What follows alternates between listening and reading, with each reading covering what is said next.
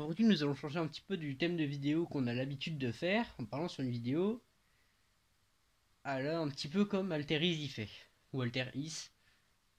En gros, on va changer l'histoire et de se dire que si, est-ce que la Bretagne, qu'est-ce que ça changerait si la Bretagne actuellement devenait indépendante? Alors je sais, Alteris l'a fait juste maintenant, enfin il est fait il y a quoi, quelques années, je sais plus trop combien, mais voilà.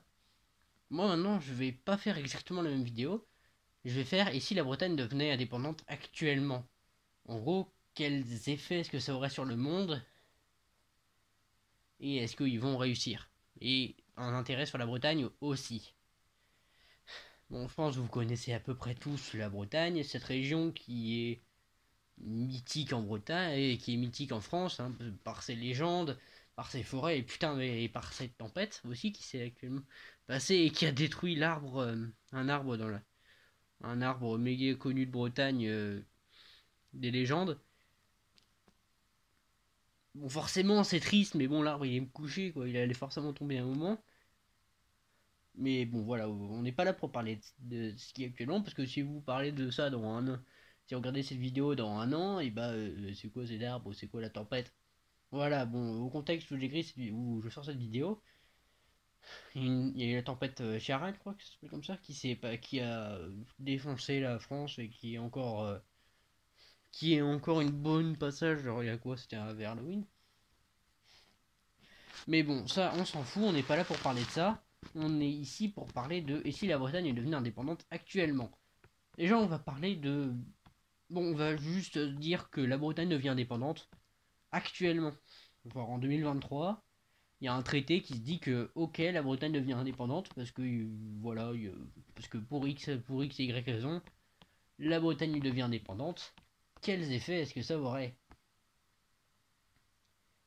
On va voir ça actuellement.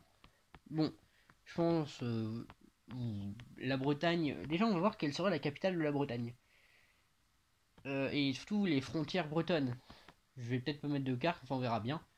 Normalement, la frontière de la Bretagne, je pense qu'on soit on va prendre la frontière bretonne de la telle qu'est la région, ou soit on va aussi mettre la Loire-Atlantique, la Manche, qui a fait partie de la Bretagne sous le règne, lorsque la Bretagne était encore indépendante, vers 800, enfin vers quand les Vikings sont passés, là c'était la fin de la Bretagne, mais bon voilà. Lorsque la Bretagne était encore indépendante, on va garder ces frontières là, des dernières frontières vraiment bretonnes. Donc vous voyez avec de la Normandie, et oui, le Mont-Saint-Michel sera breton du coup.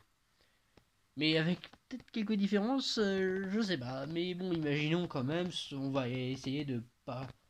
La capitale de la Bretagne ne serait pas Nantes. Non, parce que ça n'a pas suffisamment breton. Ce serait plutôt, je pencherais plutôt sur un Rennes, voire même un Brest, qui serait vraiment une ville bretonne en fait. Mais je pencherais plutôt sur Rennes pour l'industrialisation. Mais en fait, il y aura de très très gros problèmes. C'est que moi, je suis breton par exemple, et je vous parle dans quelle langue? Le français. Maintenant, bon, certes, le breton est encore parlé dans certaines parties de la Bretagne. Le breton est encore parlé, mais la langue officielle, c'est quand même le français et ça se perdrait beaucoup. Alors sur le court terme, ce serait très chiant à installer une langue. La première langue serait le breton. Avec bon, on réussirait quand même avec l'adaptabilité des cours. Ce serait surtout pour les jeunes adultes, pour les adultes, que ce serait le plus difficile à mon avis. Ah, et on va se détacher de la francisation. Je parle bien évidemment que ça c'est une uchronie. Enfin c'est une histoire parallèle. Je dis pas que ça va vraiment se passer. Juste, et si la Bretagne devenait indépendante. Là, on est encore qu'à l'échelle bretonne. Après, on va voir à l'échelle mondiale, entre gros guillemets. Hein. J'ai écrit ça tout seul, voilà. Bon, j'ai un petit peu de mal à endormir, mais voilà. Bon, ensuite, la Bretagne, du coup, comme je vous le dis, mettrait un bon temps avant de parler vraiment le breton. Mais d'ici l'affaire de 10 ans, à mon avis, ce sera réglé. Et là, on sera à long terme, ça fonctionnera forcément avec les nouvelles générations qui vont parler le breton dès la naissance. Maintenant, on va parler pour qu'un pays reste vraiment bien. Bah, en fait, bah, faut une économie. Je pense que ce serait encore basé sur l'euro parce que l'OTAN réussirait assez facilement à rentrer la Bretagne, aussi bien que. Mais je pense que la Bretagne sera un petit peu comme la Suisse, un pays, c'est-à-dire un pays en paix comme ça parce qu'ils veulent pas s'attaquer, un pays un peu comme la Suisse, voilà. J'ai oublié le nom, bah, en gros pas dans l'Union européenne, mais du coup qu'il ne se doit pas à aucun pays. À mon avis, le commerce serait florissant parce qu'il y a quand même beaucoup de champs en Bretagne avec quand même on est le premier exportateur français de Saint-Jacques, de quand même plein de trucs, avec le tourisme aussi bien évidemment, qui serait devenu juste extraordinaire avec juste une nouvelle nation, ça apporterait quand même du tourisme. Le tourisme se porterait à merveille et la Bretagne, à mon avis, certes avec quelques années de un petit peu de difficulté, resterait quand même très francisé, mais pas vraiment, mais vraiment après ça va rester quand même breton, la Bretagne, République de Bretagne, plutôt qu'on appellerait Bretagne. Ce serait bien implémenté, à mon avis. Maintenant, parlons à l'échelle moins française et mondiale. Alors, avec la suite à l'indépendance d'une nation, des très grandes vagues d'indépendance vont se faire. Par exemple, on peut voir à certains pays, à certaines régions du monde, qui hésitent à se faire être indépendante. Par exemple, à mon avis, on va assez vite voir une indépendance.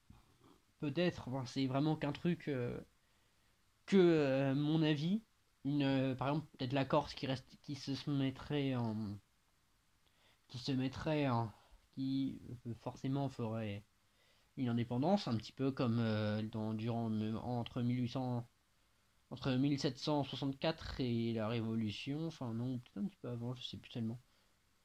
Où la Corse était une république pendant 14 ans, mais après, bon, elle s'est fait rattacher par la France dans la Corse actuelle. Je suis assez intéressé par l'histoire, c'est pour ça que je sais autant de trucs comme ça.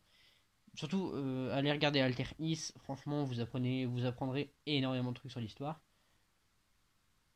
Mais on n'est pas là pour parler de ça. Je pense à l'échelle mondiale, il y aurait forcément quelques régions qui se mettraient un petit peu en indépendance. Je parlais de la Corse, mais certainement d'autres territoires, peut-être en Allemagne, peut-être en Europe. Après, là, je connais pas vraiment trop de territoires qui vraiment veulent être indépendants, ont des mouvements indépendantistes.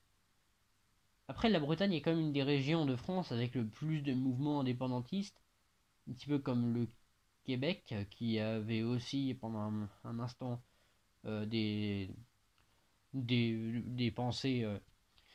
Je pense là, ça aurait plutôt facilité avec même un pays français. Le Québec deviendrait peut-être indépendant.